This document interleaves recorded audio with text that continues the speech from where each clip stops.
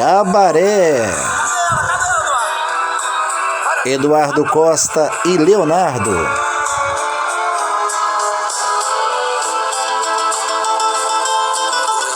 Parte 1.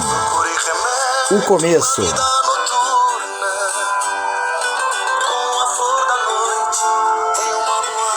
Cabaré foi um álbum lançado aí por Leonardo e Eduardo Costa, lançado em 25 de novembro de 2014.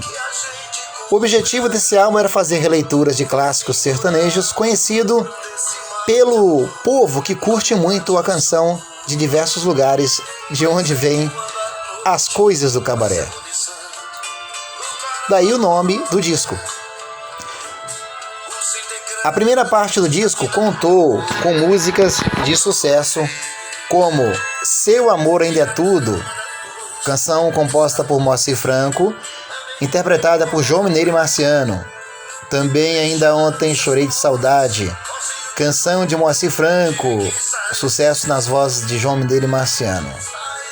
Último Adeus, canção de Benedito Seviero, José Homero, Ronaldo Adriano, sucesso nas vozes do trio Parada Dura. Princesa, canção de José Fernandes e Amado Batista, sucesso na voz do cantor Amado Batista. As Paredes Azuis, de Darcy Rossi e Marciano, sucesso na voz de João Mineiro e Marciano. Boate Azul, de Benedito Seviero, sucesso na voz de Joaquim e Manuel. Borbulhas de Amor, que é a versão de Juan Luiz Guerra, versão feita por Ferreira Goulart e Fagner, sucesso na voz de Fagner. Vestido de Seda, de Alcino Alves e Teodoro, grande sucesso na voz da dupla Teodoro e Sampaio. E essa foi a primeira parte dessa viagem pelo cabaré.